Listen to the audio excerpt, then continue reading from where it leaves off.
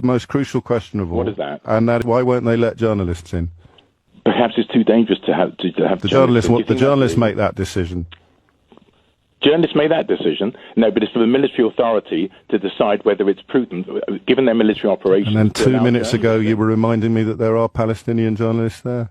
Yes, there are. There are. Yeah, so why won't they let foreign correspondents who are absolutely chomping at the bit to get into Gaza, get into Gaza? You know that. I know that. No. We know what the answer is. We know that it's because Israel cannot countenance what would actually be reported. What, hiding arms in maternity wards? No, because they can't let journalists in, because if they did, you wouldn't be able to come on the radio and tell lies like that.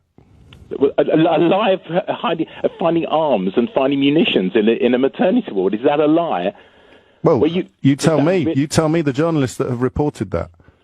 No, you've just bold-faced said it was a lie. So obviously you have evidence. You tell me the journalists that have. You tell me the journalists that have reported that. You tell me the journalists that have reported that, or have you taken that from the same people that killed the 3 British aid workers yesterday?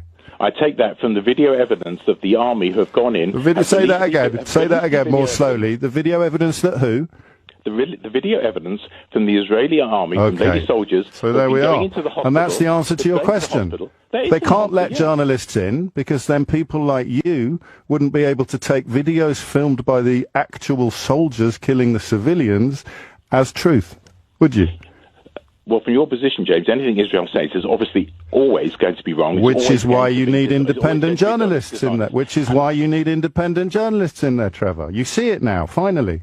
So you're accepting Hamas's figure, which you're saying... No, I'm accepting a Human Rights Watch's analysis of how the Palestinian Health Authority assembles its figures. No, and you are reminding everybody listening why journalists aren't allowed in by Israel. Because you wouldn't then be required to rely on footage filmed by the actual soldiers killing the actual civilians, Trevor. But here you are, live on the radio, saying it out loud.